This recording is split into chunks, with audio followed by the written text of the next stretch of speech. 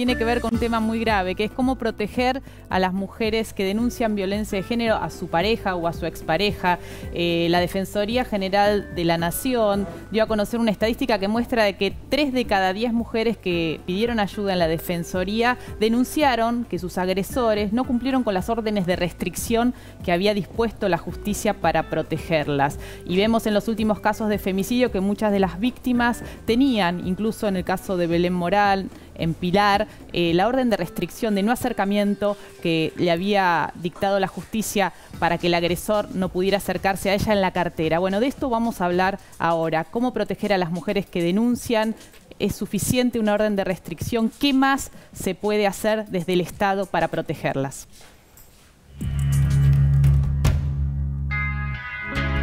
La Cámara de Acusación ordenó al fiscal Chiapero que investigue al juez José Sartori de Jesús María y a su secretaria por no tomar las medidas adecuadas ante la denuncia de María José Urbaneja, que fue asesinada por su pareja unos días después. La justicia dictó prisión preventiva para el hombre que le disparó a su ex esposa por la espalda.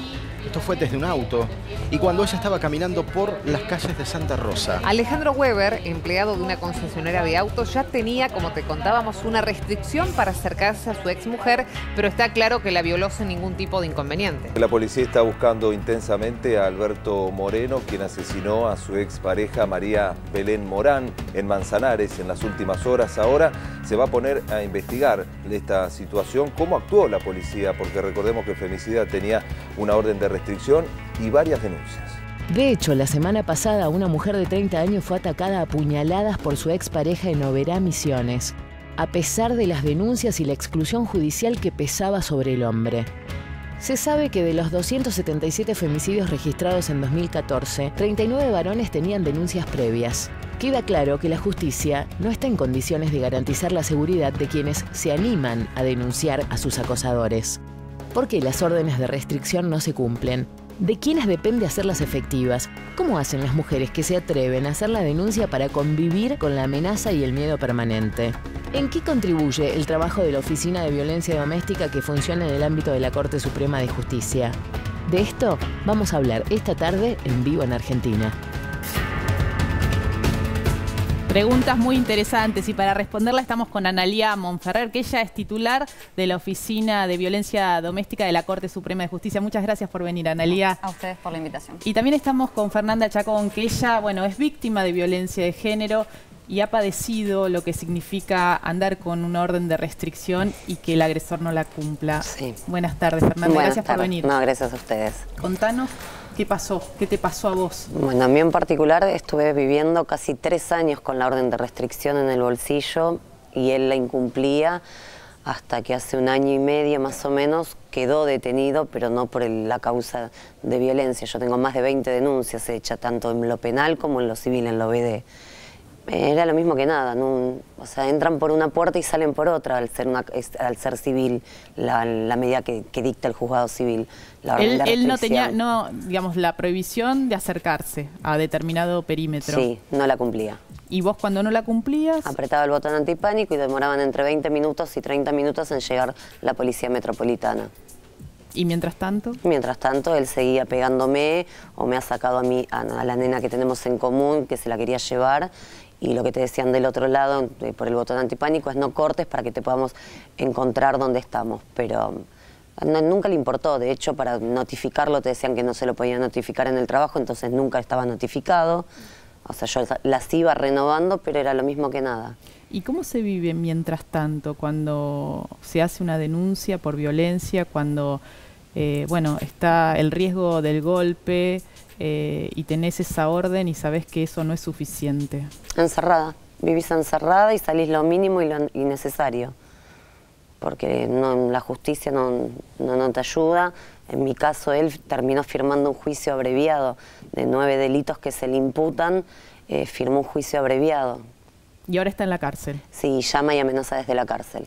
¿Te llama igual? Sí, ya está denunciado y quedó sobreseído porque no quisieron pedir las grabaciones. La misma jueza que lo había imputado en su momento por los 9 delitos. Sí, lo más terrible que uno te escucha, Fernanda, y hay otros casos que suceden similares, ¿no? Veíamos en el informe el caso de Oberá, que hace poquitos días también una mujer fue atacada en la calle por su expareja, terminó hospitalizada, está hospitalizada, casos de femicidio, ¿no? Que mujeres que se atreven a denunciar, que es lo que se pide, ¿no? Que rompan el silencio, que no aguanten, y sin embargo la gran paradoja o la gran pregunta es ¿cómo hacer para protegerlas? Analía, hace muchos años venís trabajando en esta temática, desde la justicia y la OBD, que es la Oficina de Violencia Doméstica, brinda atención las 24 horas del día. Es un servicio que no existe en otras partes del país, que está tal vez atiborrado de gente, de mujeres que van a denunciar, ¿no? Por la demanda enorme que hay. ¿Cuál es tu mirada frente a esto? Bien, la evaluación que se hace desde la Corte es que en realidad, digamos, hay una aproximación a lo que ya se había evaluado previo al inicio del proyecto. Es decir, la Corte, cuando decide tomar cartas en el asunto en estas cuestiones de violencia doméstica, entiende que la violencia doméstica es un fenómeno multicausal y que no solamente el área jurídica va a poder brindar una respuesta satisfactoria para quienes son víctimas de los hechos de violencia. Porque, por un lado, previo al funcionamiento de la oficina había una fuerte demanda de una actuación oportuna del Poder Judicial, que era lo que faltaba. Es decir, había una presentación, una denuncia, y el Poder Judicial tenía una demora de hasta 3 o 4 meses en poder decidir si adoptaban una medida de protección por la falta de tener los elementos que eran importantes para adoptarla. Se demandaba hace 5 o 6 años para atrás, era eso exactamente, que cuando el riesgo era alto, se evaluaba un riesgo alto, se demoraba, la justicia demoraba muchos meses en poner un límite a ese agresor. Ahora el límite se pone prontamente porque, de hecho, en la Ciudad de Buenos Aires, también en otros distritos, más o menos funciona con esa celeridad. Sin embargo, ese papel pareciera que no significa nada. Claro, pareciera que no es suficiente. En realidad, o sea, la respuesta que está brindando el Poder Judicial, por lo menos lo que se evalúa en el ámbito de la Ciudad de Buenos Aires a través de los casos de la OBD, es que la respuesta es inmediata y oportuna. En algunos casos se desestiman las denuncias con los argumentos que brindan quienes integran la magistratura, pero en la mayoría de los casos las medidas de protección se dictan. Lo que ocurre ahora es que estamos evaluando de qué manera el Poder Judicial puede contribuir para que esas medidas sean efectivas realmente. ¿Por qué? Porque en realidad, a ver, hay que modificar primero la percepción que cada persona tiene en la sociedad acerca de la importancia de los casos de violencia doméstica, porque muchas veces la no efectivización de esas medidas responde a los estereotipos que cada persona tiene impregnados. No es porque una persona sea personal policial o porque alguien pertenezca al Poder Judicial que la efectivización de la medida no se hace, sino porque en realidad se minimizan los casos de violencia doméstica y eso repercute en la actuación que cada operador tiene ante estos casos. Pero, por ejemplo, en el caso de Fernanda, pero de otras mujeres también, que han tenido la restricción, el agresor no se puede acercar en un perímetro de 500 metros, 50 metros, incluso se dictan medidas en las cuales no se puede comunicar ni siquiera por celular o mensaje de texto y no se cumplen. ¿Cuál es el paso que tiene la mujer frente a ese incumplimiento? ¿Es un delito no cumplir con una medida de exclusión? Sí, es un delito, que es el delito de desobediencia que existe en el Código Penal, por eso nosotros siempre desde la oficina le hacemos saber a las personas que en caso de no cumplirse las medidas dispuestas por los juzgados pueden acercarse nuevamente a la oficina para iniciar una nueva presentación. Y ahí es una denuncia penal. Va a ser inmediatamente una denuncia penal o la derivación también a civil por si es necesario prorrogar esa medida de protección que tal vez en ese plazo haya vencido. Obviamente es una carga más para quien aparece como víctima de estos hechos porque es presentarse nuevamente ante la autoridad judicial o estatal, pero es un elemento importante para que los jueces, tanto del ámbito civil, puedan tener elementos para continuar prorrogando esas medidas de protección y los jueces en el ámbito penal, además de poder dictar medidas de protección, poder investigar este tipo de delitos. Otro de los recursos que actualmente se tiene es el botón antipánico. En la Ciudad de Buenos Aires, como en otros distritos, se han implementado como una herramienta más para que la mujer en el momento que se sienta en riesgo pueda llamar a las fuerzas de seguridad. Fernanda decía que demoraban entre 30 y... 20 minutos, 30 minutos, sí. ¿Es veloz esa llegada? No. Te mantiene en riesgo. Es una eternidad. Y de lo que Analía dice sobre el tema de la desobediencia, la pena de la desobediencia son 6 meses a 1 año, es una pena escarcelable. Entonces siguen infringiendo porque ellos saben que es una pena que no la van a cumplir, o sea, no son de cumplimiento efectivo.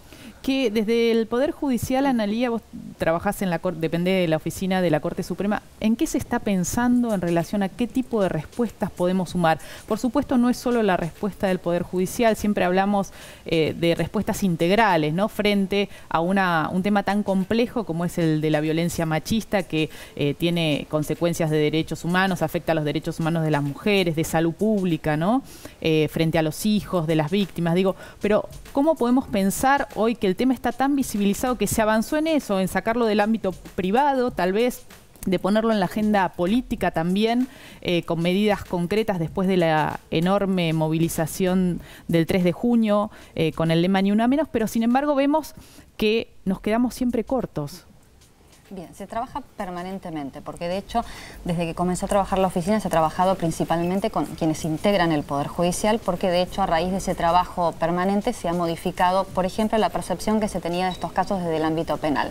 Más allá de que tal vez no satisfaga la demanda de quienes aparecen como víctimas por el hecho de muchas veces reclamar una pena de efectivo cumplimiento, sí ha habido un aumento de la cantidad de condenas que se dictan. En muchos casos van a ser de cumplimiento en suspenso porque es la primera condena que se recibe y en general, si no hay antecedentes previos, es en suspenso. Y con el resto de los actores que están involucrados también hemos trabajado en forma permanente. El Ministerio de Seguridad está capacitando en forma continua a quienes integran las fuerzas para, primero, no dar una respuesta que en muchos casos todavía se recibe acerca de si está vigente o no ese famoso papelito que llevan las víctimas acerca de las medidas. ¿Y qué pasa con los cursos o que se los mandan muchas veces cursos o abordajes terapéuticos a los hombres que ejercen violencia contra su pareja o su expareja en el marco de probation? ¿Cuánto tiempo tienen que concurrir? ¿Ustedes están evaluando que es efectivo? Porque realmente uno se pregunta qué hacemos frente a hombres que son agresores, que andan circulando por la vía pública y que se separó o ahora está en la cárcel la expareja de Fernanda, pero después va a salir seguramente y se va a poner en pareja con otra mujer y va a seguir encontrando una nueva víctima, ¿no? Si no es ella misma. Bien.